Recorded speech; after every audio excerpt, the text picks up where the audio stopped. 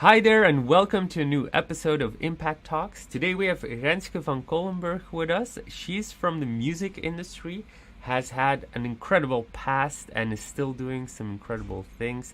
Renske, please introduce yourself, tell the people what they do and where they might know you from. Yes, like you said, thank you, by the way, for the invitation, Lova. It's nice to be here today. Yes, I'm from the electronic music industry, actually. So, for people that don't know, I call it simply the DJ world. I started in 2009 with my own company, mostly doing interview jobs worldwide. Also worked as an event moderator, an award show host, and I've been DJing myself since 2011.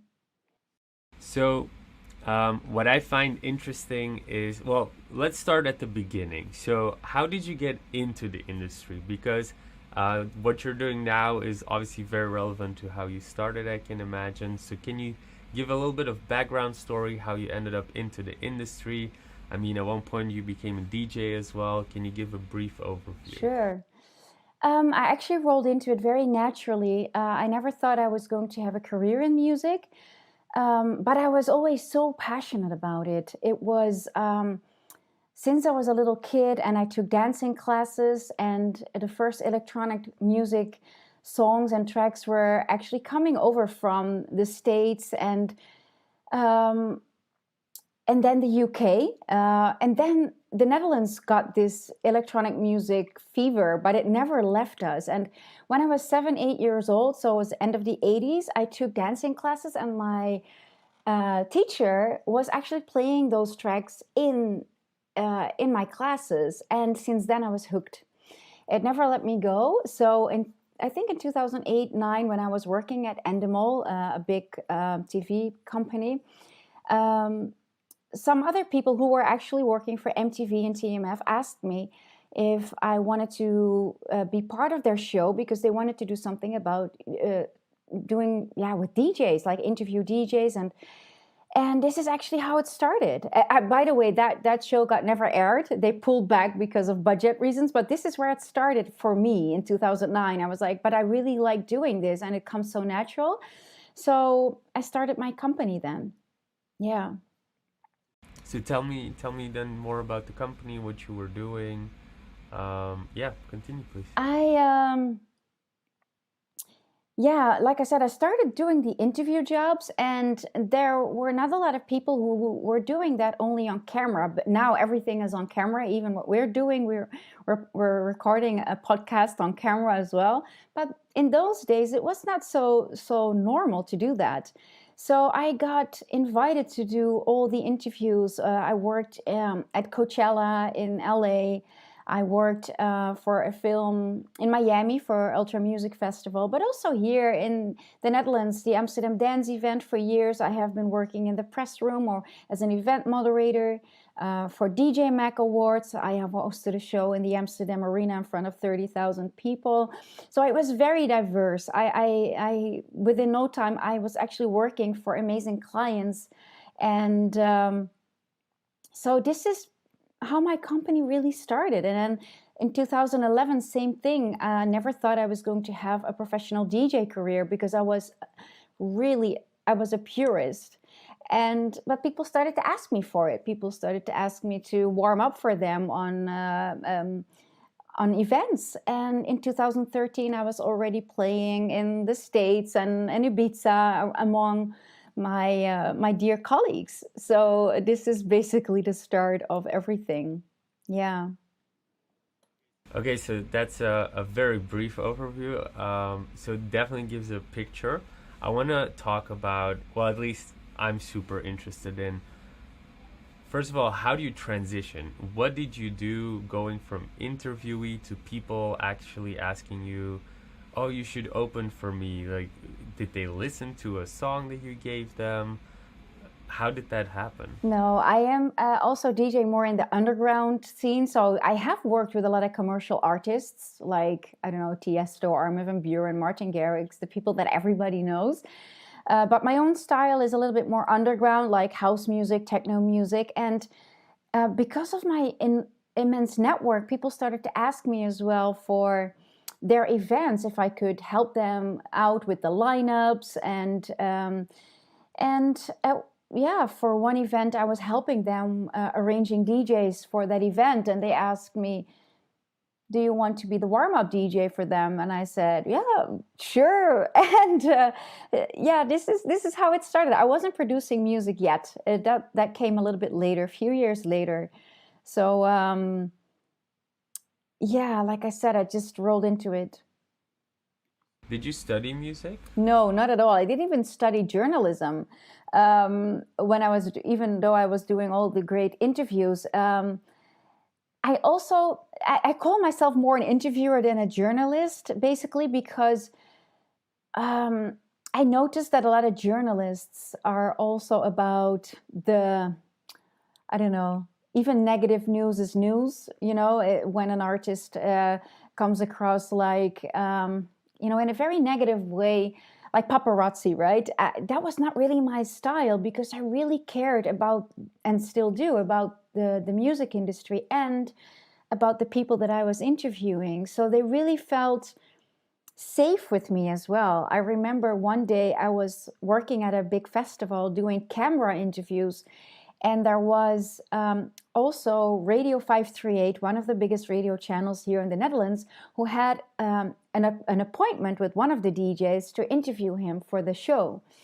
And he didn't show up at their show, but he did show up on my camera. So they called me. How is that possible? How were you able to do that interview? Because he was probably too drunk or something to do the interview on the. But he trusted me so much that I would never make him look like an idiot or something on camera. So, yeah, it's yeah. So no, I never really studied. Obviously, I studied out of passion. A lot of things came natural to me because it's your passion. You really want to know more about something. And of course, every time I was interviewing somebody or doing a job for a big event, obviously I did my homework. I wanted to, get the best out of the person I was interviewing all the time, even though I knew him for maybe 10 years already. So in that sense, I did my homework, but I'd never really studied journalism or music. So then it's fair to say that the beginning of your career was very much you becoming an interviewer and kind of mastering the skill of interviewing. Is that correct? Yeah. Yeah. So how can you share like some tips? Obviously, I'm interviewing as well. A lot of guests come every week. So give me some tips, or what kind of books did you read as you were starting to educate yourself on this topic? Can you share some? Yeah, sure. I am a very intuitive person. As an interviewer, do your homework, because the person that you're interviewing really wants to feel that you really want to interview that person and not somebody else. And for example, I learned this really early in the beginning of my career, when I was walking in the press room of the Amsterdam Dance event, and it was my first time there, probably 2008 or 9, and there were all these big names, big artists sitting there, and there were many journalists, waiting on each other to be the next one to interview them. And I noticed that some of the journalists didn't even know who they were really talking to. So that really pissed the artist off. And then I thought, wow, and they went to school for this, or they really studied journalism and they're not really even knowing who they're interviewing. So that's the first thing, really, really dive into the person that you're interviewing. And the second thing is, it's not about you. So many journalists are thinking about, how am I looking? How am I? No, let the other person shine. You're just a medium, a tool of where the other person, the artist that you're interviewing or the person that you're interviewing, needs you to come across at their best, or you really want to support them getting their message out. So that was basically, that are the main tips that I would give anybody. And And then for the rest, it really also depends on the energy between you and the one that you're interviewing, right? It is, some people like to talk a lot, some people are really nervous in front of a camera or when there's a microphone under their nose. So then it's more like guiding them, helping them. And the other one is more like, where do I stop them? Where do I? So it was really intuitive, but also really fun. And it to me, I've every single interview I did, even with people that in the end were not maybe so warm in the end, still I liked it a lot. Every interview that I've done. Yeah. Can you share some cool stories for fans? Like, what are some of the top interviews you did that you really liked, and what did you learn from it?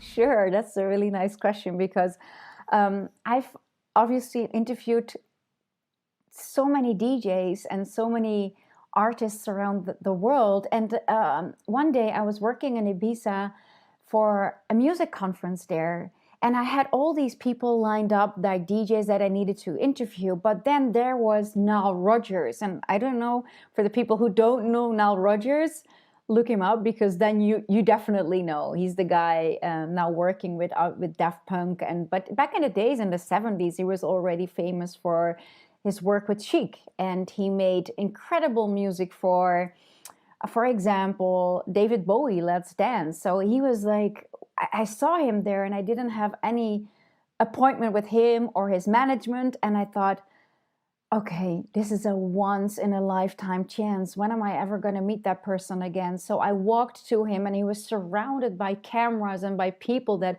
all wanted something from him. And here I came along without an appointment, not knowing him. And I just asked him, Niall, do you have maybe a little bit of time for me when you're finished here?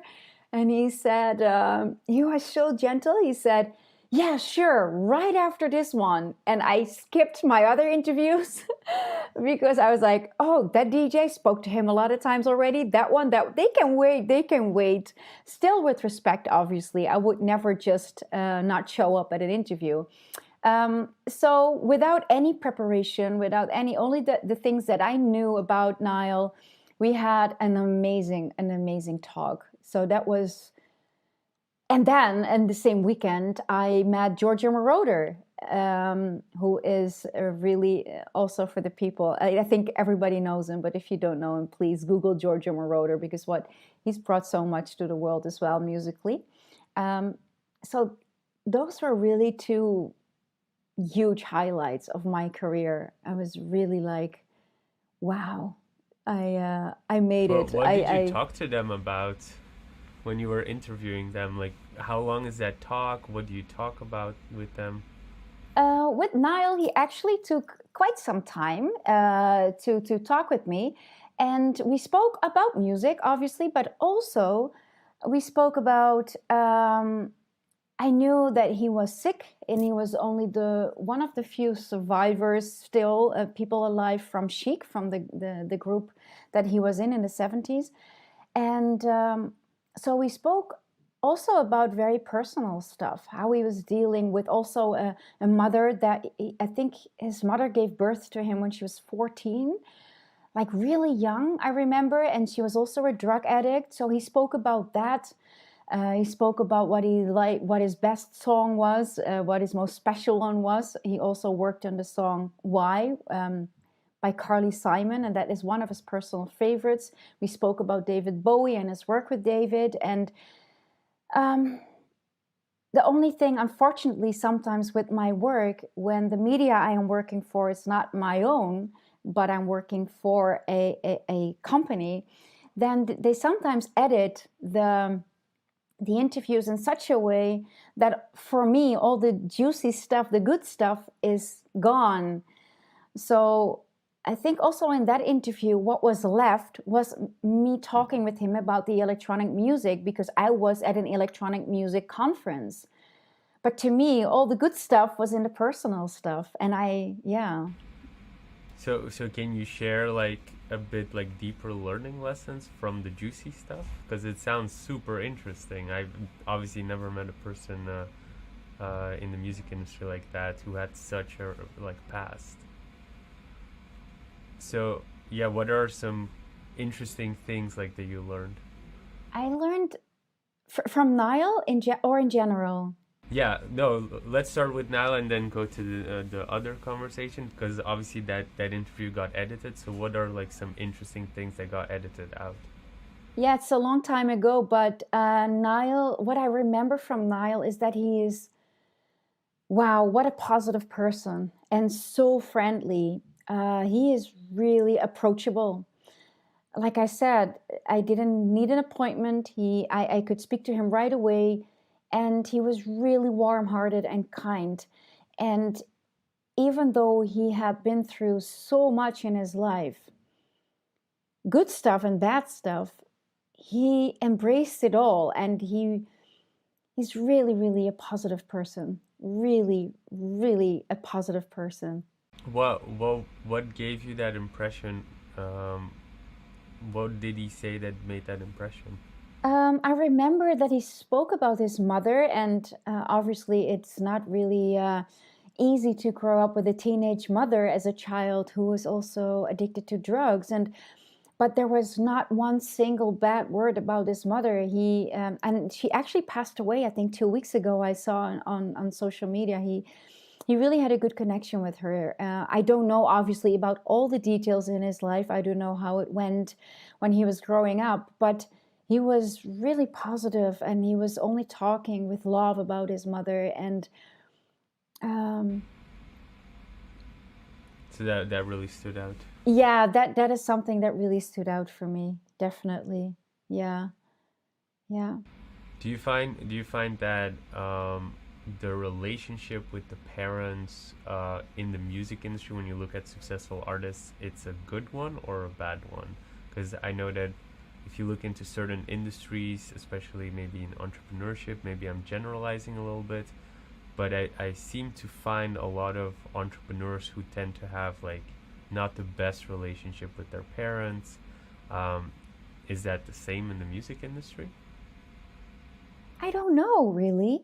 Uh, I don't talk with all my colleagues about their parents. Obviously, the ones that I am that are friends of mine, I know more about their personal lives. But for example, you know what it is when you become really, really successful. You don't see your parents a lot anymore because you don't see your normal friends, quote unquote, anymore because you travel all the time. So your friends and your family actually become the people in the music industry. Um, so, for example, I've also worked with people like Tim Berkland, whose artist name is Avicii, and he passed away in 2018. And I had a meeting with his father last August because I also speak about mental health in the music industry, and it's very heartbreaking to see a young person like that become very, very successful, not really knowing what kind of industry they are getting into, and especially the parents, they have no idea. So they kind of are losing their son a little bit because of all the traveling. Your child becomes a public asset almost, right? It's more like a product instead of a human being, and everybody wants something from your child. So I don't know about if it's true that artists not have a good relationship. I think it can be both, because maybe you start missing the safety of your father and your mother a lot when you work in a very competitive, quite a hard industry as well, at the same time, where you have to really take care of yourself. And I can really imagine that a lot of people also start to miss their parents actually a lot. Yeah. Okay. I'd love to hear actually something you touched on from like both perspectives. So you said obviously like you start traveling a lot, and then that connection starts fading. You talked with the dad of Avicii then, and probably other DJs as well. But what is it like when like your child goes off? Because we always hear and see the movies of, you know, the artist makes it and like the private jets and everything, but what's it like for the parents and the family? Like, what happens exactly? You touched it. Like, it sounded really interesting. So could you kind of say it more from that perspective? Like, what happens with the parents when the person goes on private jets? Yeah. I think I cannot speak for all the parents, but in general, obviously, you are really happy for your child because they have been working hard for what they have reached. So you're proud, right? You want them to travel that world and do the thing that they love doing because they worked so hard for it. And at the same time, I think it really can make people feel anxious about what's going to happen next. Is he or she staying sane? Is she the lack of sleep? People are, you become a public asset, you become a marketing product. But what does that mean? Like, people, like, you become a public asset. How does that affect a parent? I think you get worried about if I see, for example, we spoke about Avicii already. Uh, and for him, it was really tough as well. But he was not just a DJ anymore. He was a pop artist. He was, he was working with Madonna, with everybody. So um, it's like these Hollywood people that you see in the magazines, the paparazzi. They're getting chased. He doesn't have one single minute for himself because everybody wants something from you, either a picture or a signature or just touch you or be around you. And I'm not just talking about the groupies, because they are not always able to reach you, right? You're backstage, you're on a stage, or you're in a private jet. So that's not where the audience is.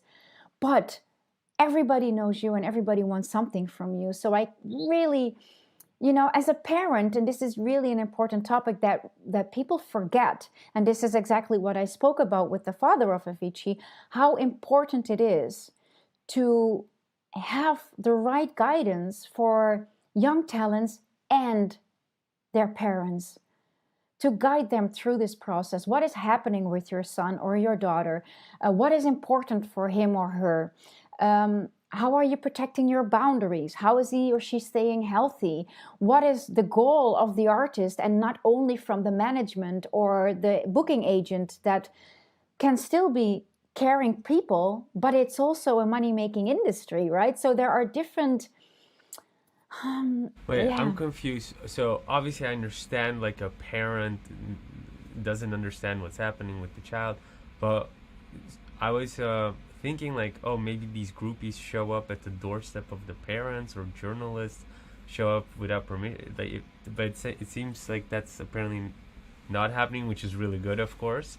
But why do they need specific support then? If they can just call their child and like talk with them, no? A good question. But the child, a lot of people, especially when you are young and you get your first successes, there are so many of them that I have seen that really literally lose themselves. They become either an alcoholic or a drug addict, or they cannot deal with the pressure or the Why do touring you think that schedules. happens? Because we work in an industry where our office, so the DJ booth and the backstage area, is a place where other people are letting go. Other people are using drugs and alcohol. And this is where you need to work. Yeah.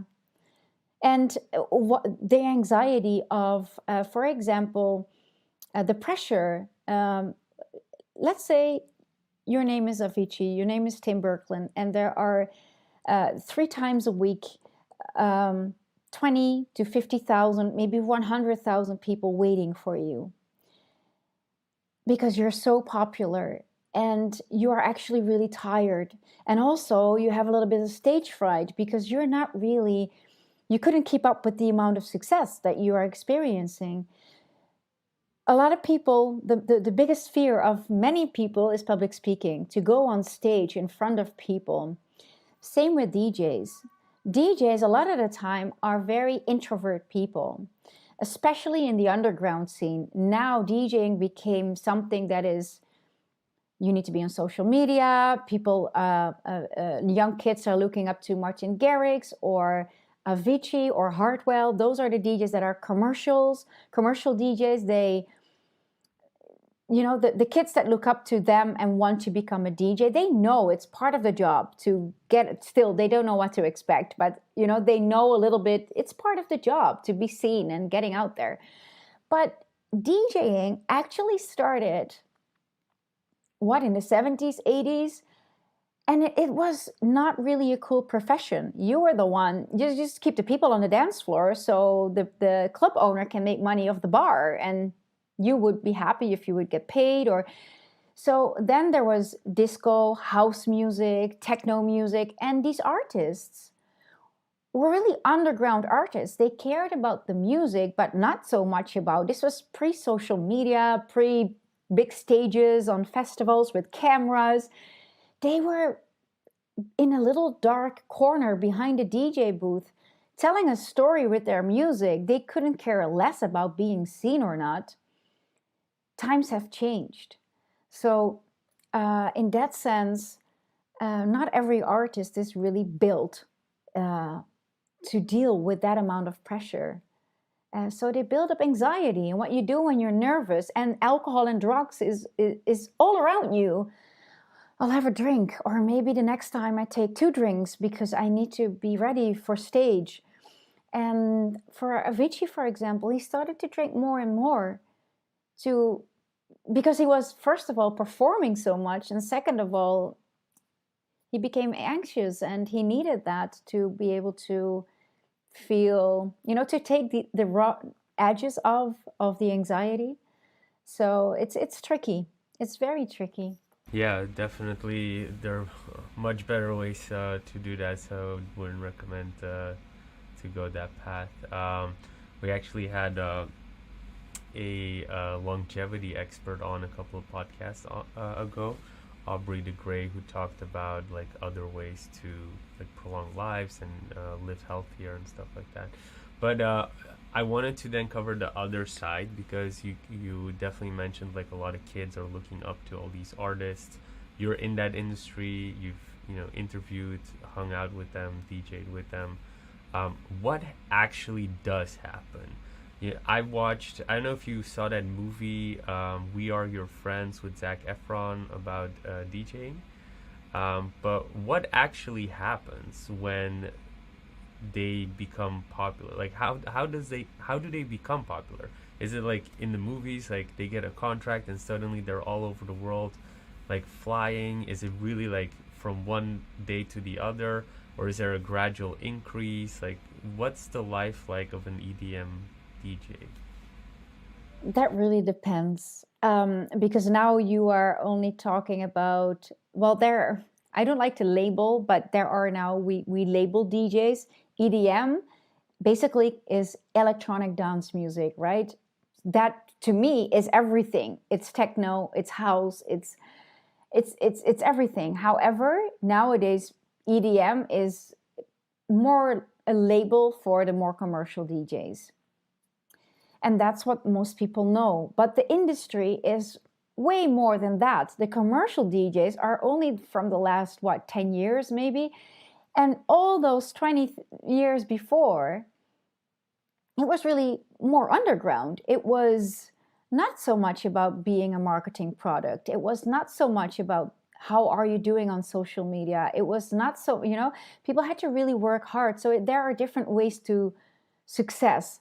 Also, I think we need to redefine what success is. Success means something else for everyone, right? But if we are only talking about, sort of say, the EDM DJs, the really commercial DJs, you definitely have to have either a talent like Martin Garrix had. He looked up to Tiesto and he was trying to make that kind of music. So he really became a very young, very good producer.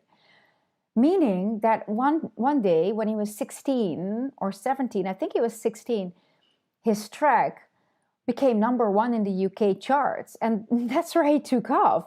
So he didn't have that gradual learning curve to be a DJ. Like, how is it to do a warm up set? No, all of a sudden he was playing in front of thousands of people, making a shitload of money. Obviously, that comes with contracts with record labels, because then everybody wants to have a piece of you, right? So that's a way. But nowadays, because electronic dance music became so popular, there are also investors. So there are also big parties like Mojo that invests in an artist, for example, to make them big. What does how does an investment look like That is then? like, oh, you look nice, you can play records. Okay, we have a ghost producer for you, and that ghost producer makes all your tracks, and we have a manager for you. So we already know, we have a plan, we have a marketing and management plan, a business plan around that artist. And this is how that artist grows and becomes successful. I'm not going to mention names, but there are a few that really have a big success now because of something like this. Yeah. But so a ghost producer creates the track. So then what does the artist do actually? The artist shows up at the gigs and plays music for people. Okay, and okay, maybe I'm very ignorant, but then what does play music Just mean? DJing. I'm thinking like, okay, so then mixing music. Okay, so they're still doing something. It's not like they're clicking play and just playing with the. No, Okay. we have that. There are really big festivals like Tomorrowland in Belgium, and obviously a lot of the times there are little clips, videos appearing online where they say this artist is not mixing. This artist. There are probably a few Really? that are really, pressing, have a pre-recorded set, but also I like to defend those people as well, because a lot of the time, big festivals like Tomorrowland maybe have a fireworks show. So maybe the last two tracks of that artist's DJ set, it's beautiful when the fireworks explodes during, I don't know, like a really after a break in the music, or when something is happening. So it needs to be synchronized, it needs to be on point. So that counts for really, really big festivals. um, I always wondered. I was once. I went to Tomorrowland like a long time ago. I absolutely loved it, and I didn't like festivals before that. But I always wondered, what, why wouldn't a DJ just like do the perfect mix at home, record it, and just hit play? Because then it's kind of also fun for the DJ. They can enjoy themselves maybe a bit more. I don't know how it works, of course, but why wouldn't they do because that? it's not fun. You DJ because you like to DJ. DJing is not pressing play. I can teach everybody how to mix records. It is about, can you feel who's in front of you? Can you feel the energy of the room? What is needed here? What kind of story am I telling with my music? Which track am I going to play next? Am I going to go deep? Am I taking them on another journey? Am I going to put that really obscure record in the middle of my set so they will be like shaking? Am I taking that risk or not? You're really taking, this is the art of DJing. So it's not predetermined. I kind of assumed like you had your song choices and then you. Well, I don't know anything about DJing, but so I'm assuming there are songs and then you just mix them somehow. I I don't know. think when you look at the really, really famous DJs that became like pop idols, like Avicii, or, of course they are more an act. Why? I'm not saying that they're not really mixing. I'm saying they are a little bit more like an act. I hope they're not getting angry at me, the people that I. But because they are so incredibly successful on a big scale for a big audience, if they they can still try some things out. I hope they do, right? But people are going there. It's like, because they kind of expect something. They cannot go really too deep when you are playing for 50,000 people or 20,000 people or 10,000 people. It's different than when you play in a dark club in front of 1,000 people. There you can really take them on a journey. But the big crowds, they need explosions, right? They need hands up in the air music. It's about the explosions and the energy in that festival area. So it's a different type of performing. When you are performing for, let's say, 10,000 people or 1,000 people in a club, that's really, really different. Don't you feel like there are some artists, at least that's my feeling, the ones that I find make it to the top, that I'm like personally a fan of, like the Dimitri Vegas and like Mike and the Martin Garrix's, Tiesto. I remember Tiesto playing on the Olympic Games really long ago now. But like, I mean, that's an arena of, I don't know how many people, but like tens of thousands, if not more. And then he like plays a song, and it seems like he does the same what you're describing an underground DJ is doing with all these people. Isn't that what makes them great, you think? Yeah, and now you're talking about somebody who knows. He comes from back in the days. Tiesto really knows what DJing is, and I don't care if it's your taste or not. You know, some people think he became too commercial now. Other people really love what he's doing now. But he became so big because he is an incredibly talented artist. He really, if you look on YouTube and search for those big concert hall, I think he was one of the first DJs doing the big concert hall here in the Netherlands with vinyls. I mean, if you can do that an Really? entire night with vinyls on your own, no other DJ involved, then you know how to DJ. He knows. I know people that were there, and this is, I don't know how many years ago, and they can still they still get goosebumps when they think about those moments. So yes, he definitely knows how to DJ, definitely. But now he is reaching a different kind of audience, because you grow older as an artist. He's probably 50 now as well, and your audience becomes younger. So he really had to adjust. They try to stay relevant as well. Um, so when you're growing as a DJ like that, you said like investors come in, they start building you up. Does that make it harder for others who are legitimately just great artists to break through? You are 100% right about this. The music industry has changed a lot over the last 10 years for sure. And a lot of people are struggling now because a lot of them are really, really, really talented artists and in this scene for a long time, spending hours in the studio doing what they love, creating music, and on top of that, streaming and illegal downloads. So they are making less money with all the time that they spent in their studio making that music.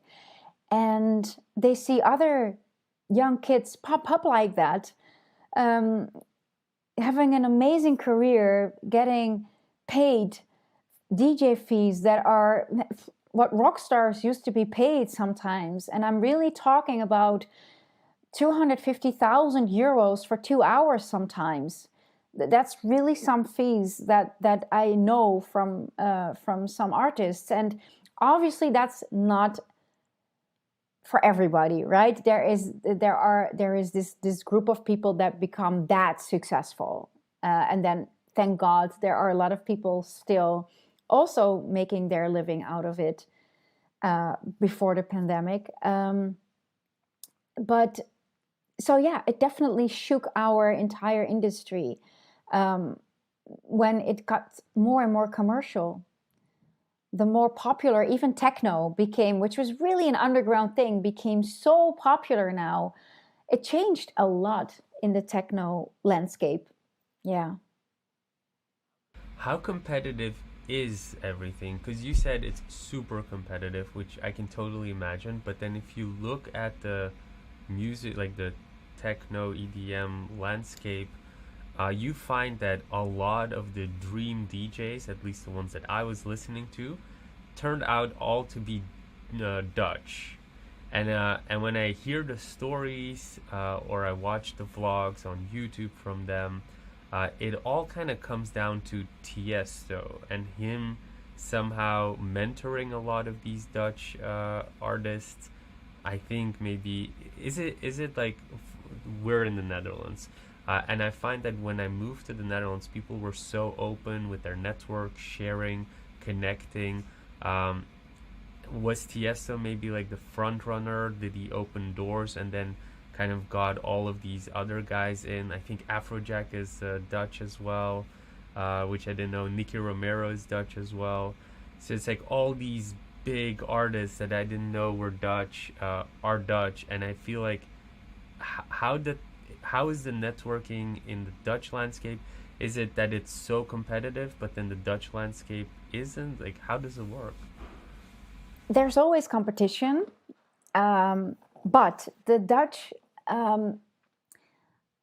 first of all, there are so many successful Dutch DJs because the Netherlands, really embraced electronic music. It doesn't come from us, but now we are one of the biggest in the world. Our electronic music industry is one of the most professional ones worldwide when it comes to organizing festivals, but also the amount of talent that we have. It's one of the biggest export products that we have as well, like people like Armin van Buuren, and they are, it's true. You can really look it up online. And so that is because we really embrace this kind of music. So on the radio, in our clubs, and the States where it actually came from, they started to embrace R&B music and hip hop music on radio and in the clubs. So they really got only the really underground people, the DJs that grew up with it in the cities like Chicago, New York, and Detroit.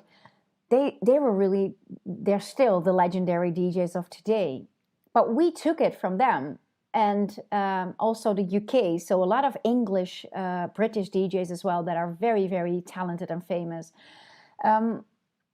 So in that sense, a little country like ours became so successful with it because it's in our system, it's kind of in our DNA. And then people like Tiesto, like I think 15, 20 years ago, obviously there were only a few that were embracing this and became the top DJs of then, which is not it's nothing to compare with nowadays. The top DJs now make maybe 150K a show, but back in the days it was, I don't know, it was probably 2000 when you were a top DJ if you but indeed people like Tiesto who've seen everything, they see young talent popping up.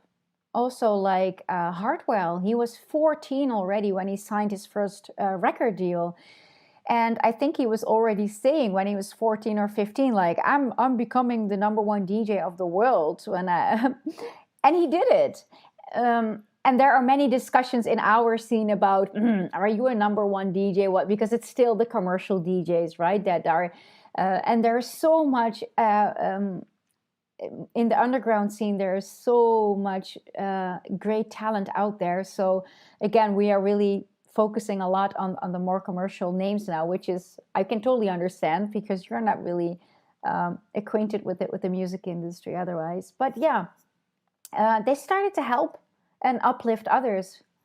Definitely, it's great to see as well. You know what, the music comes from sharing. Electronic music started on the dance floor. It's actually made by Black people back in the days, the people in Chicago, the people in Like, so I think I saw the movie with NWA, and then Dr. Dre, I think, was he playing EDM at the time? Because he was playing like some techno stuff. That I don't know. I don't know if he did that, but I didn't know that it was like a Black culture thing. yeah, 100%. Techno really comes from Black people growing up in Detroit, and it was Motown City. So their fathers were working Really? I in didn't know technology. that. That's why it's called techno.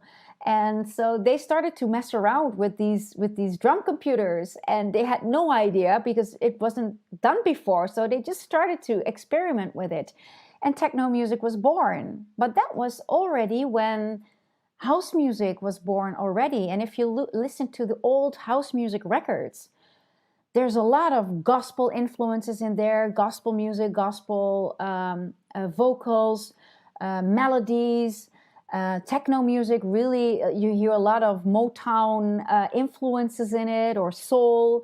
So yeah, we definitely got it from them. It's not a white people thing. Yeah, yeah. Well, nowadays, if you look at it, it almost like feels like it. I don't know. I know. Oh, I love this one DJ, Carl Cox. I Oh think his yeah, name is. yeah. Yeah, but like outside of him, like who else is black? Oh, a lot of them. Yeah, so the guys from Detroit, it's Juan Atkins, who was actually the founding father of techno.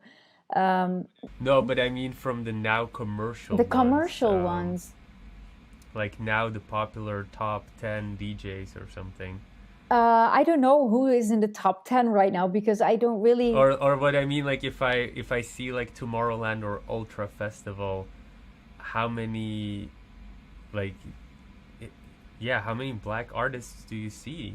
Because I remember watching Tomorrowland and I feel like on the main stage almost nobody.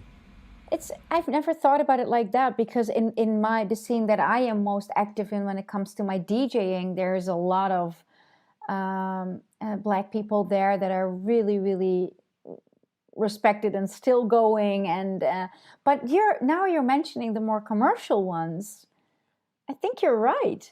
That's probably But I don't know. That's why I'm asking. But I just remember I watch every year Tomorrowland, and I'm just like, you telling me like how it's coming from the black culture, and obviously like hip hop, R&B came from the black culture, and the dominating like top artists, like they aren't white, and there are like Eminem, of course. Like I love Eminem, but like you also have like Tupac, Biggie Smalls, like these epic names. Whereas if you think about EDM, you're thinking about Tiesto, who's like Dutch, not like Detroit person. That's why it was like so interesting. I was thinking like Tomorrowland and Ultra, these are like the representations. And if you look at the main stage, you're looking at mostly Dutch people. That's why I was so yeah, asking those it's funny questions. that you say that. Yeah, I've never thought about it like that. However, Lova, the music industry, electronic music industry, is so much more than what you see on the main stage of Tomorrowland. Definitely. It's so much bigger. That's just the tip of the iceberg. The ones that get it to your mother and father at home, to the neighbor that speaks about, oh, do you know David Guetta? Of course we know, but that's not that to me. That they belong to our scene, but it's not the electronic music scene for me. It is part of it. It's the tip of the iceberg.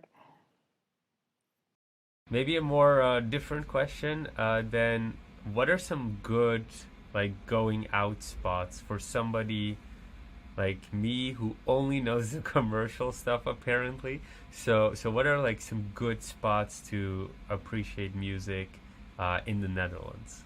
In the Netherlands, well, it's different, very difficult Like right now. Amsterdam or Yeah, during the yeah, pandemic, of course during normal everything. times. Let's see who survives. Let's see who survives. But what I would Oh, is it say, really that bad? yeah, well, we are for almost a year already with no events. Nobody's making money. So many freelancers, many event promoters are bankrupt, and only the really, really, really big ones, they will survive. So I'm really, not just me, the entire music industry is really And the curious. government didn't like provide. I saw the government was providing subsidies and stuff like that. Do you feel like the smaller ones weren't able to get those? I hope so, but I didn't speak to everybody. I think we're also a lot of the time focused on surviving ourselves. So But let's say we open up again, I would definitely recommend, well, okay, let's say a little bit outside of the Netherlands, but if you are going to big festivals like that anyway, like Tomorrowland, for example, please make sure you go visit those other stages as well, the smaller ones, which are still big. Yeah, I do. I do. Yeah, because that's where you really, and this is also what I hope a lot of the times people that might, I come in from the underground getting to know all the commercial people because also of my work, but it works vice versa as well, right? People that come in because they know the commercial ones and they walk at a festival like Tomorrowland, and they walk through the different stages and discover other talents and other artists in the more underground scene, maybe a really cool techno artist that they're like, wow, what is this, you know? And in the Netherlands, for sure, I would say visit Awakenings. Go visit Awakening. It's legendary already for like 20 years. And there's the festival is amazing, but also the gas holder a few times a year, and it's always sold out. They have a fireworks show in the gas holder, so in the, and that's really a raw techno event. So there is no commercial music there, and it's always sold out. So if you want to have a little sneak peek or a big sneak peek, visit stuff like that as well. And then there is Thuishaven in Amsterdam, which was quite like a mini festival every week. They have a circus tent, and it's a great atmosphere there. There probably will survive as well the pandemic, but there's really underground clubs as well. But yeah. How are you dealing with the pandemic? Because obviously, like, music industry got hit very hard. How did you deal with everything? It was quite interesting for me because I just healed from a severe burnout back in 2017, and I was getting back on track, and I was investing all my time and energy and money in my career. And it was basically I was getting signed to the good labels, just signed a new management contract, was supposed to play probably a residency in one of the biggest clubs in Ibiza last summer, and all that. Which one? Amnesia. Well, it wasn't really out there at the news yet, so and there were no contracts signed yet, but um, um,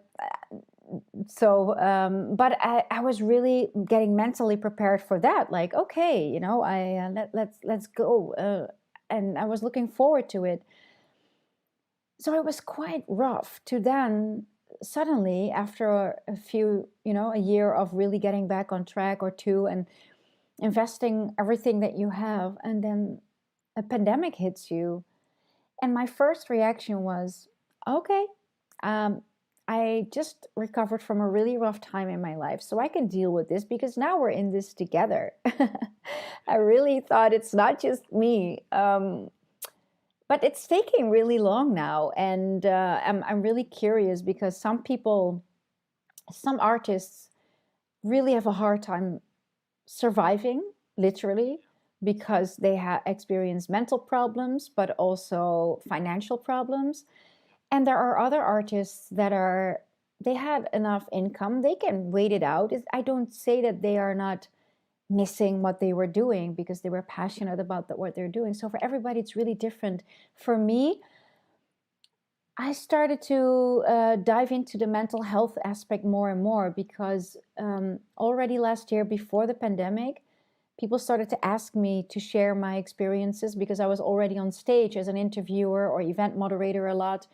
People started to ask me to do a more public speaking on this topic about mental health, about because of my own experiences, but also what I've seen around me working in the industry behind the scenes so long. I've seen colleagues struggling with their mental health, with anxiety, with addiction, suicide. I've seen it all. And so in that sense, I am really, really getting a deeper understanding about everything mental health and health in general. It's an amazing journey that I'm on the last year. And so that's, if there's one positive thing about the pandemic, it is that I feel that I'm closer to maybe living my purpose, doing something back for the industry that I love. Yeah. What have you discovered around mental health? Like, what were things that you're doing now? Can you share? So I also became a member of the Association for Electronic Music. That's an association worldwide for the electronic music industry to be there, to be a sounding board or a place for information or support for anything possible. So legal support, but also health. But also diversity. We just spoke about Black artists or not, and so there are different working groups in that association, and I am part of the health working group focused on mental health because I wanted to get a deeper understanding about this. And what I see, and I do respect everything and every single thing that we are all doing to raise awareness about mental health. And but what I also noticed is when you really, really, really feel depressed, anxious, and you really don't know how to get through a day, then you're not going to search on Google for information about how to better your sleeping patterns or how to deal with anxiety on tour or during a pandemic. When you really hit rock bottom, that's not what you're going to need. That's not what you need. Support. You need a listening ear. You need literally to get through the day and to be there for people in that sense. I think we have a long way to go. Of course, there are a lot of organizations already with phone numbers that you can call. Also, the father of Avicii has started a foundation, the Tim Berkling Foundation, where they are all about destigmatizing mental health issues as well. And they are doing a lot of work, also a lot of it in Sweden now, because Avicii was a Swedish artist. But we have still, I believe we have a lot of work to do if we want to really make a change in the electronic music industry and not lose people over anxiety, depressions, and drug abuse or addiction, then we need to have a more sustainable change. There need to be people who really want to be standing up and saying, we're going to do it differently from now on. Yeah. So, how does that different look like? Because obviously you stood up now to do it differently. So what are some practical things that are going to happen or you're planning to do? There are a lot of things still in development and still in development, but I believe that it's not up to me to say what the change should be. I think a lot of people together are making that change. And for example, having a place to go for young talents and parents, like what we just discussed about with Tim Berkling and his parents. A central place where they can have the right guidance, where they can ask all their questions about the electronic music industry or the music industry for that matter in general. How are we taking care of each other in the music industry? It's really competitive. And on the other hand, we are almost family, because if you're on the road so often, you don't see your real family or your partner. Some people have children that they, a lot of the times don't see when the children are off school in the weekends. The mother or father artist is traveling. So to build sustainable change, to create sustainable change, there needs to be definitely a different approach in how we go about the scene. Yes, it will still be a money-making business, but should it really cost somebody's health? So it's also the responsibility of the artist itself How am I going to take responsibility of my health? How am I going to reach my goals in a more sustainable way, in a mentally healthy way, but also physically healthy way? I am offering coaching sessions now or mentorships for people to say, okay, I see you as a holistic being. You are not just an artist that has goals or dreams. You bring because what I've noticed as an artist myself, to any stage that you will be performing at, first and foremost, you bring yourself to that stage with your anxiety, with your doubts, with your lack of sleep, with the pressure of others, with people that are waiting for you to and expect you to really deliver a good performance, to wake up after a few hours of sleep, how to deal. I have had really famous artists performing all over the world and coming back in their hotel room and finding me on Skype because they went from maybe performing in front of 20,000 people back to their hotel room by themselves, all alone. Already that is quite a mindfuck. It is like, you get all the attention and now I'm alone and there's no sounding board. And how do you deal with that? And so there are so many different aspects to health in the music industry. So many different aspects to it. What tends to pop up in your coachings a lot? Is it like really like they just went out on stage to like thousands of people and then suddenly they're alone? Is loneliness like a big thing, or are there other things that tend to be really bad for an I artist? think one of the biggest challenges that we all face right now is social media. A lot of especially young talent is trying to be something or something that they are not. And I'm not just speaking about young talents, even the ones that are in the industry for a longer time and having to adapt with social media and adapting to, oh, people want to really see me now. People want to, I have to share things about myself. And um, so I think that's the biggest challenge for a lot of them. That's a topic that comes back a lot. Do you think I need to do this to become successful? Do you think that I need to do this or look that way? Or how do I deal with my social media? Or it's more about what other people expect. Instead of going back to their core being, what is important for them. I always start with their values. What is important to you in your life?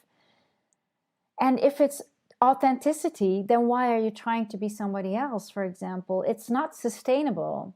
You cannot keep up. And also, when some people just are in it for the fame and the money, it's not sustainable either. I'm not saying to them that they cannot make a career out of that, but to be more sustainable and mentally healthy in an industry like that, you can see quite early who are the ones that are going to survive and who are not. And on top of that, some people are really passionate about it, but they are just not built for this. They are literally not built for this, because everybody is a different person. I don't believe in a one size fits all coaching or strategy. Everybody is different. Everybody is different. How do you know if somebody is built for it and somebody is not? Hmm.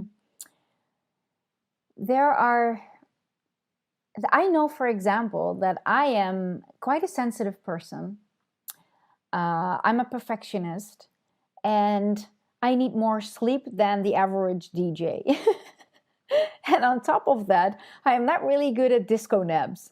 So when you are an artist, and you want to perform at a top level, that is really, really important. So where do I take my breaks? How do I take care of myself? Everybody's really literally built differently. I do believe that we are all built differently. And so how do you see that? Is definitely, I know some artists that are, it's like their engine is always on and they are not burned out because they are authentic, they are real about it, they are passionate about what they're doing. They are creative, so they come up with new ideas to stay relevant. And on top of that, they have a body, a system that can deal with maybe less sleep, or they have a natural energy that is just always there. It doesn't mean that they are robots or machines, but they know themselves so well and what they need and what is helping them and what is not helping them.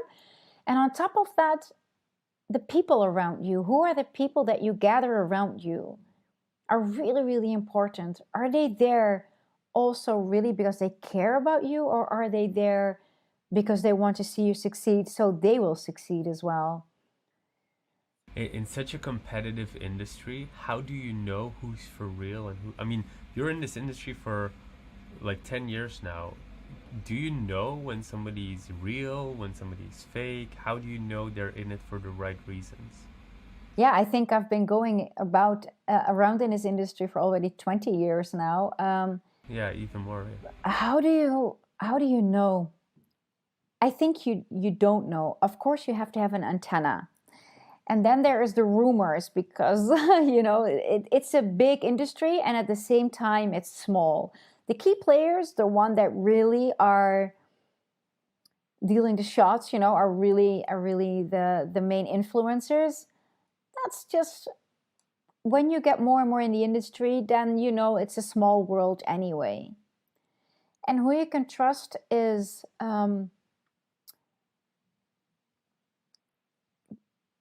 I believe that when you are authentic, you will also attract the people, your tribe, right? You will attract the people that you need to be working with. However, when you're young and you don't know anything about this industry, the wrong people, the more narcissistic people who want to get a piece of you because you are successful or they see talent in you, that's where it's tricky. And this is why I advise young talent and their parents to really also have a mentor, to really search for a person like me, for example, that can help them out.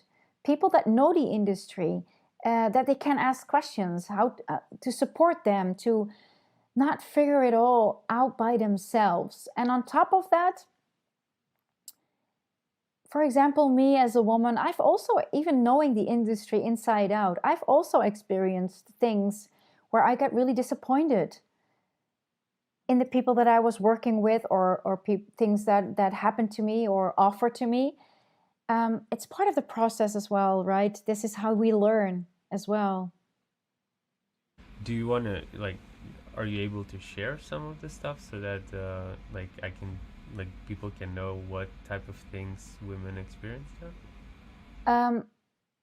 So, for example, a very big influential person in the industry said, "Why isn't it you on that stage there, playing at a really big, on a really big stage at a big festival?" And I said, "Well."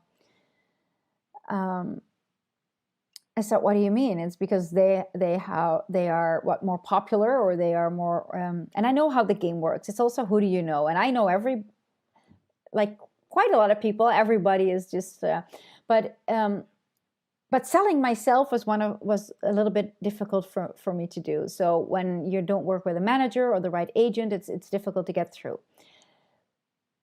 And on top of that, I was really much a purist. But this person said, "Well, I can get you up on that stage. She doesn't deserve to be on that stage any more than you do. And you know that," he said. And I said, "Okay, what is your point? What are you saying?" "Well, I can get you up on that stage in no time if you want, but then you have to be with me." And I thought, okay. So I said, "Be with you? What do you mean? You want to manage me?" No, you need to really I really needed to be in a relationship with that guy. So without any love involved, I needed to become his girlfriend. And he said, "All the money that I'm going to make off of you by you becoming so successful, I will put back in our relationship. I will treat you to nice dinners and great hotels all over the world." And I thought, am I really hearing this? And these are people that this is, there's a big Me Too movement going on in our industry as well at the moment. Yeah, exactly. how long ago was this? Because like it sounds like cancel culture would have taken care Yeah, of but this this was only a couple of years ago. However, um, there has been another suicide in our industry, and that person was a really famous DJ and got accused of rape. And this caused a lot of um, dividedness on social media again. People were supporting the victim, uh, the rape victim, also being a female DJ. And other people were um, really negative about her and putting her down and defending the person who was accused of rape.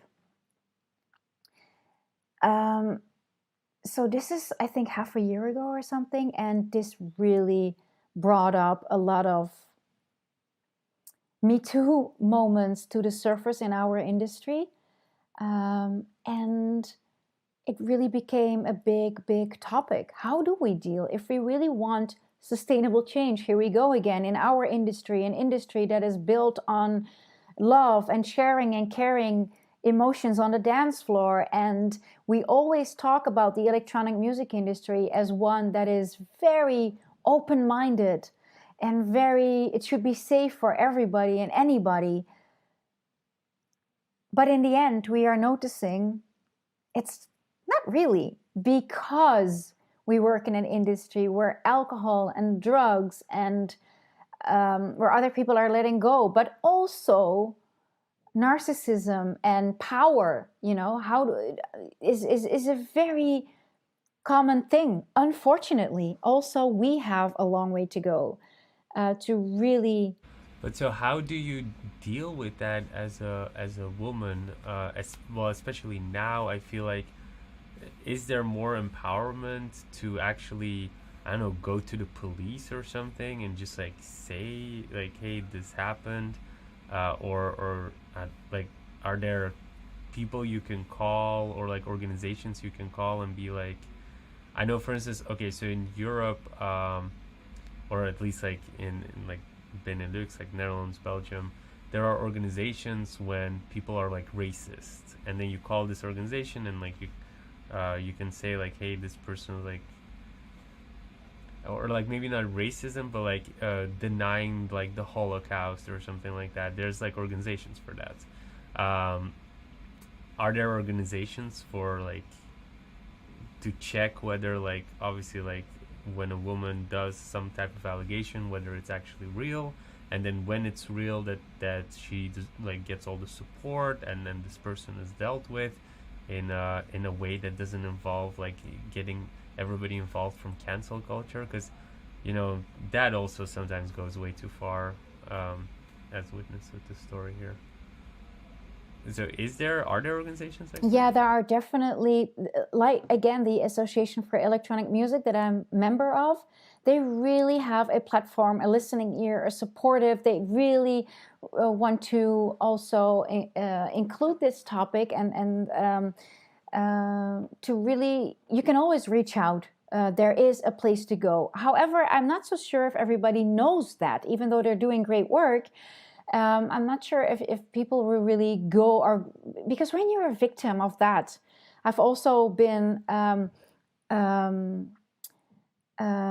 how do I say it, like assaulted in a hotel room by a promoter who lost his mind over cocaine.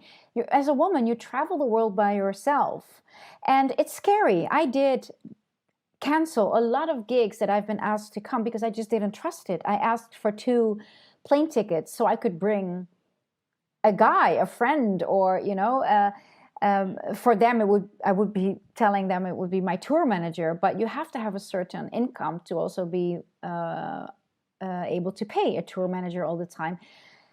So yeah, it's really, really scary. But yes, there are places to go. However, speaking up about this is definitely, and it's not just in our industry, right? That's just everyday life. A victim of rape or sexual abuse or whatever it's really, really difficult for them to speak up, especially when those people are the key figures in the industry, or because you really feel that people are going to look at you. You know, when that girl spoke about rape in public, and it became public because the artist involved was a very, very famous one. Um,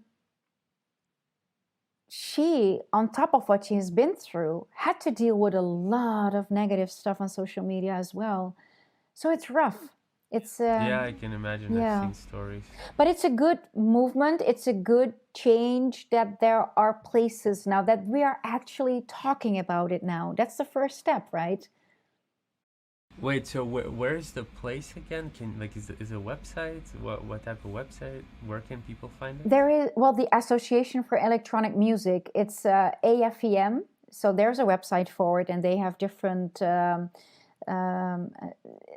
they really will help you further if you work in the electronic music industry and you need support on whatever level, if it's legal or health wise or with diversity, for example, or this. And there's also a female artist, a techno artist, that was really taking this very, very seriously, Rebecca, and she started a movement for the music, it's called, and she's really doing, you know, she really wants to make a change as well about this topic. She's like, she wants people to speak up. And in that sense, we see that hopefully people will look out for each other a little bit more in the industry as well. Yeah.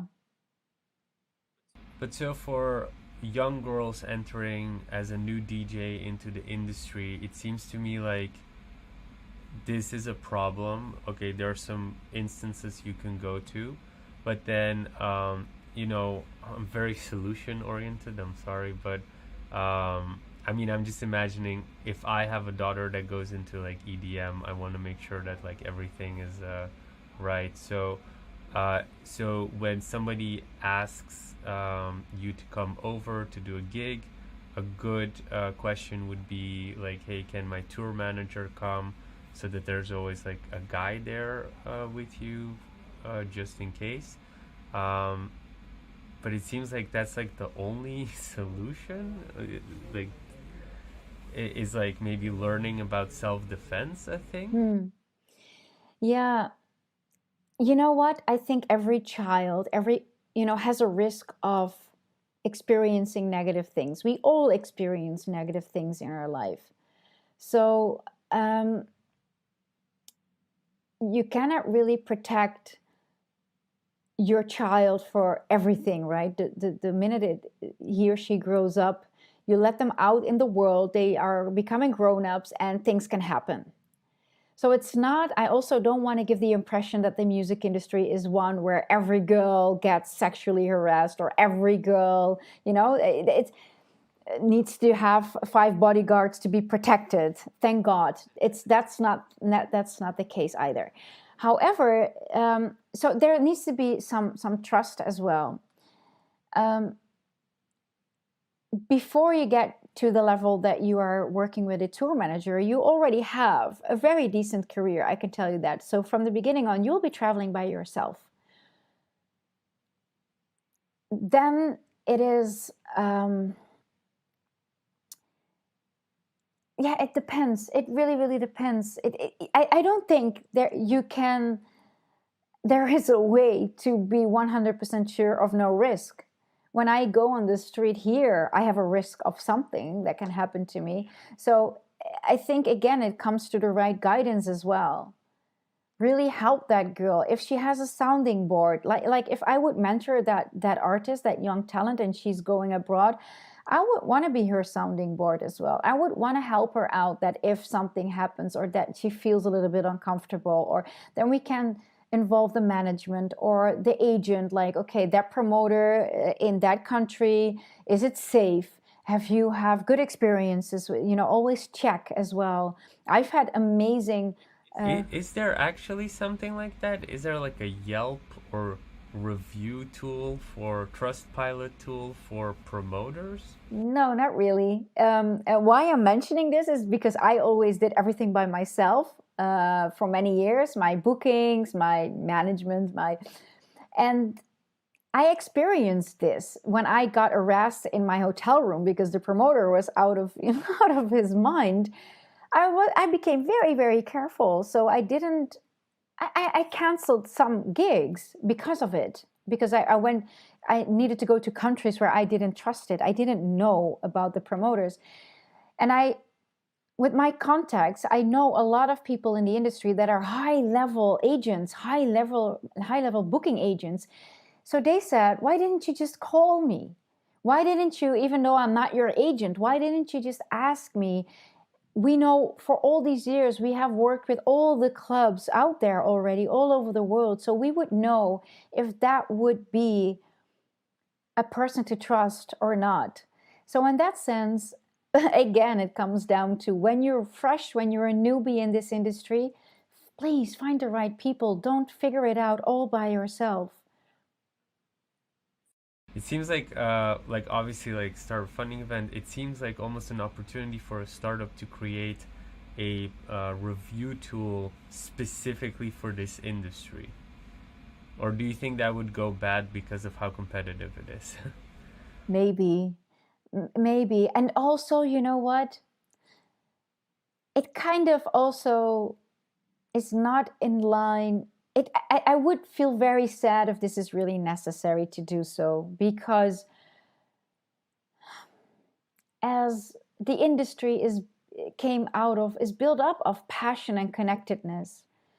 And I believe that if things like that are really necessary to do, have reviews about the promoter, then what's the sign that we are then I don't think our industry, we are lost, so to say, right? Then we are really lost. Then it's not about any love or connectedness or. But I mean, not really. Like, I mean, taxi drivers were also very long, like, available, but there was no really review tools. And then Uber came along, and those same taxi drivers started getting like real reviews. The good ones got like the good reviews, and the bad ones started getting bad reviews. So it just became this public thing. Yeah, I know that agents do that. So the booking agents, they do that. They do always ask their artists, so how was that gig? How did the promoter treat you? Was everything okay for you? And so promoters that really mess up, they don't get the artists for their events anymore. And they go in this little black book as well. So the booking agents talk with each other, right? Also these offices. So the big ones, they will tell each other that when you come into that black book, you don't get to book any of these big names again, because you. What are some big booking agents? Obviously, I'm not from the industry, so like, what is if a young person enters the industry, is looking for some reputable booking agencies? What are like big names that are famous? It really depends on what kind of image you have, what kind of sound you are playing, because there are really good agencies for techno artists, there are really good agencies for more commercial artists. One of the biggest is a William Morris agency, who is not only focused. Yeah, I think you know that one, because that one got focused on electronic music later as well. But first, they are also the agent of many pop idols. Yeah, they're like a speaker. Yeah. Yeah. There are many different out there. Yeah. Clear. I want to circle back because we went really far into this, and I think it's like a pretty clear picture of how everything is. So that's really nice, because I think if somebody new enters the industry, they know where to turn, how to handle themselves, and what to look out for. But I want to like circle back to a more like positive tone, and go a little bit deeper into like further into your career. So obviously you were interviewing a lot, then you started becoming this DJ. I wanted to hear like some of your stories as a DJ. Like, how was Coachella like? How was Ultra like? How was playing, becoming a DJ? How was that like? Could you share some like cool stories from that time? Well, at Coachella and Ultra, I didn't DJ. There I was doing interviews, but those were really amazing stories as well. For example, please share. Yeah, that was a funny year. I think it was 2011.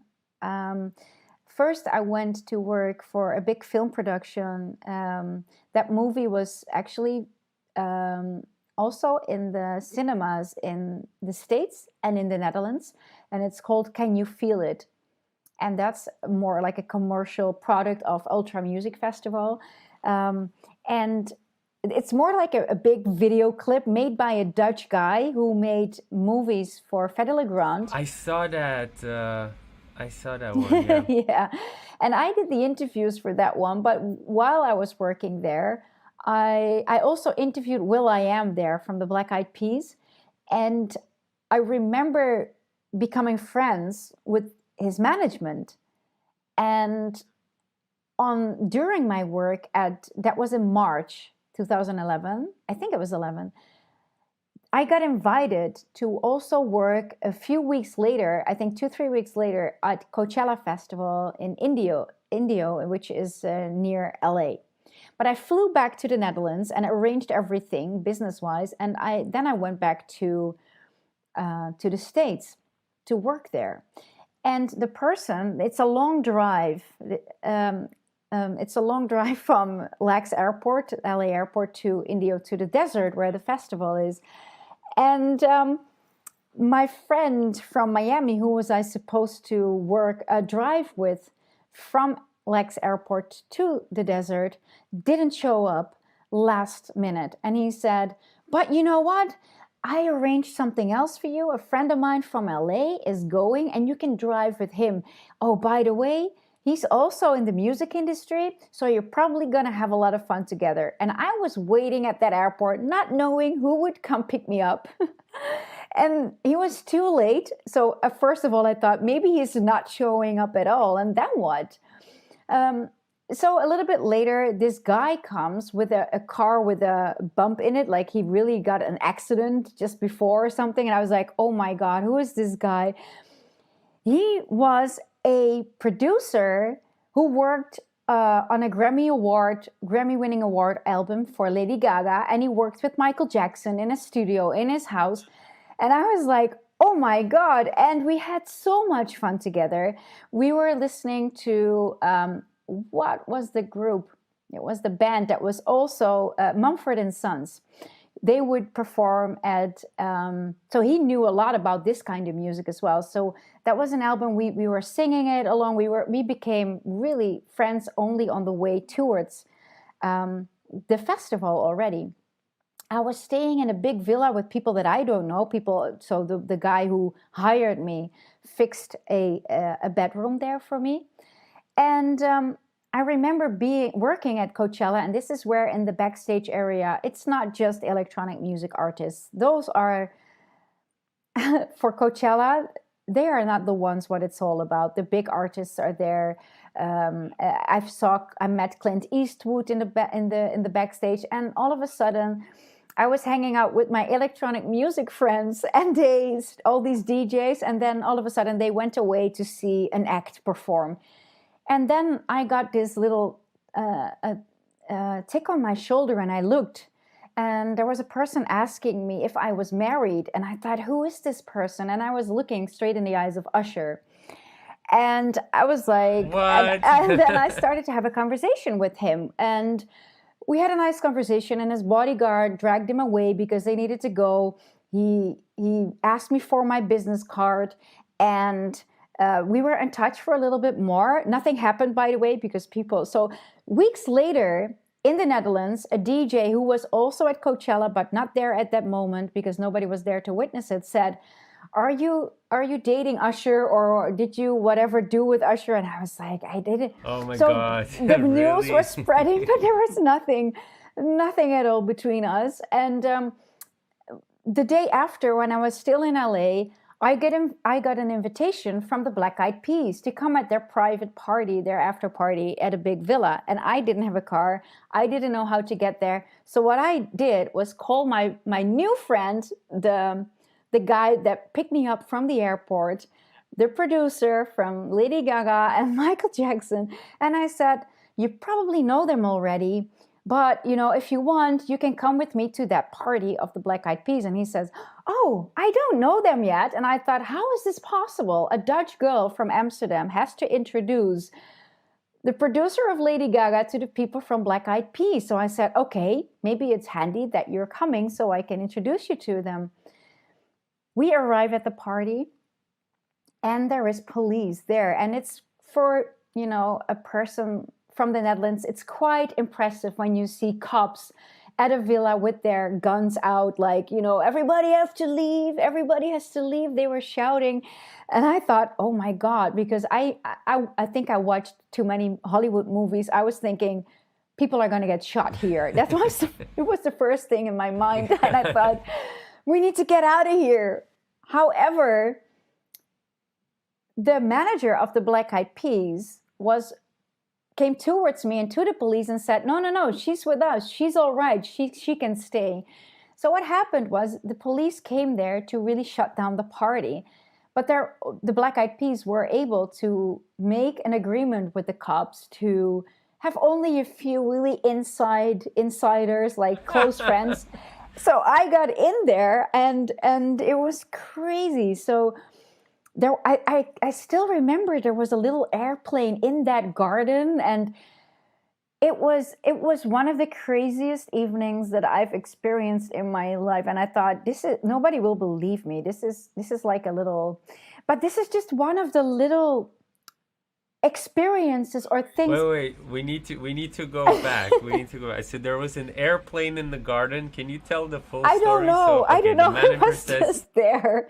It was a bit crazy. Yeah, it was not a big one, but it was. I can really recall a little. And I was not on drugs. I'm really honest. I didn't drink. I didn't do any drugs. There was an airplane in that garden, or a little one, a small one, probably a one-person one, the one that you can. But, those things just, and I'm still friends, when they come to the Netherlands, they call me as well. Like, oh, Will is here, will.i.am is performing. Do you want to come to the show?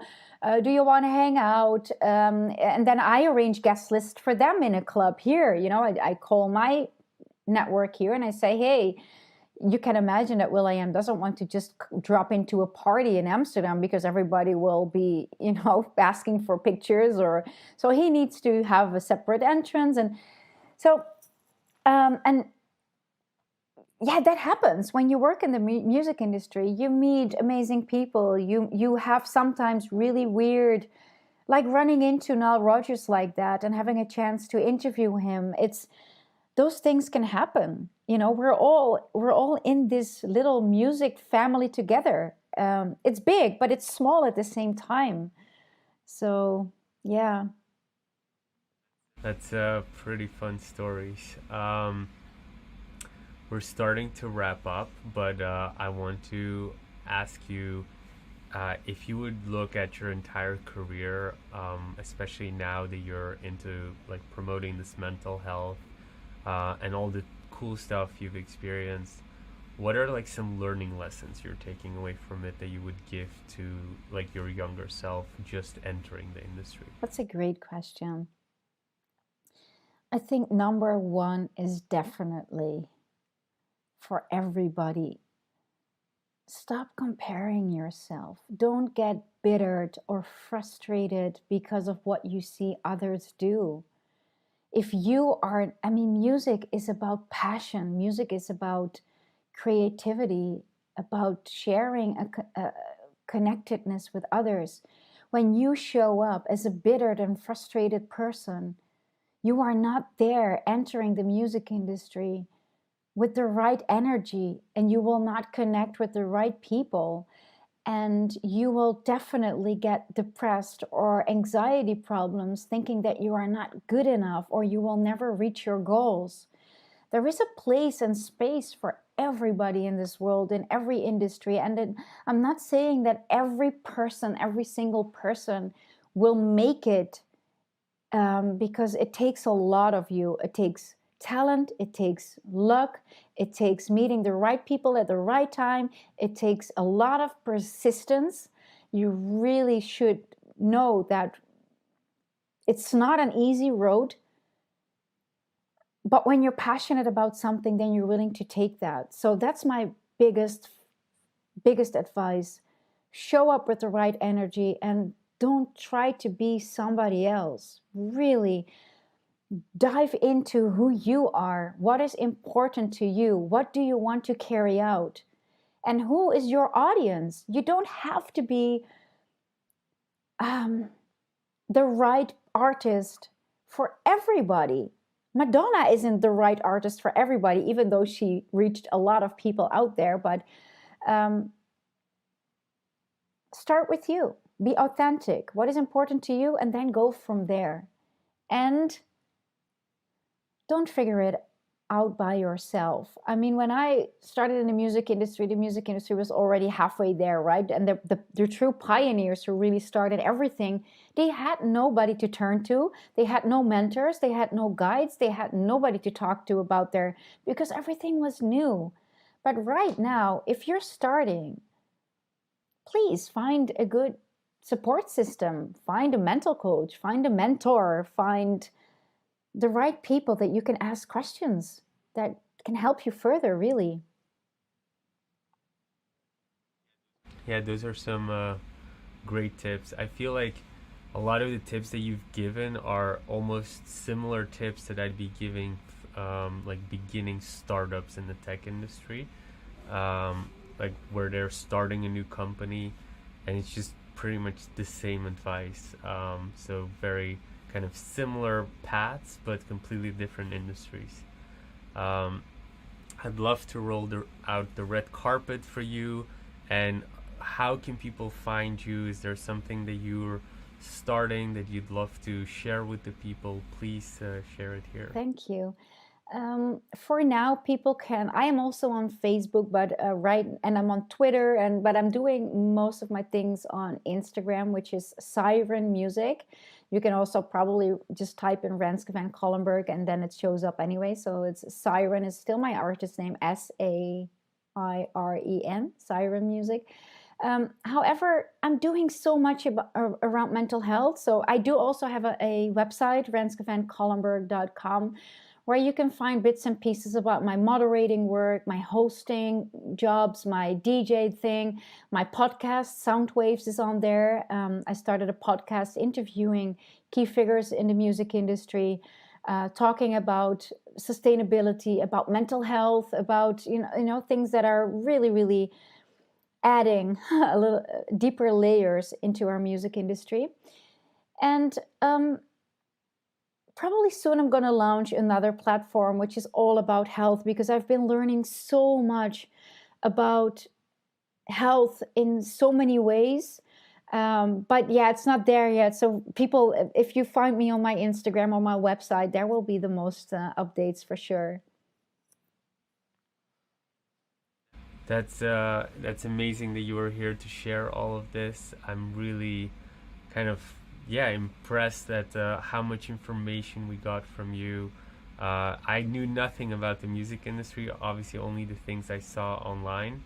And I think a lot of young artists that might be interested in this, or even just people who are interested in getting into the industry, I think got a lot of value out of this. So thank you so much for coming on, and I'm really excited to maybe invite you back when we're inviting people back again. That would be lovely. I would be very, because I'm doing so much work about mental health, and I would love to, when there are new developments, and there is so much happening in the backstage of it, to use a term of the music industry. So when I'm ready to share more, I would love to be your guest again. You're doing great work, Lova.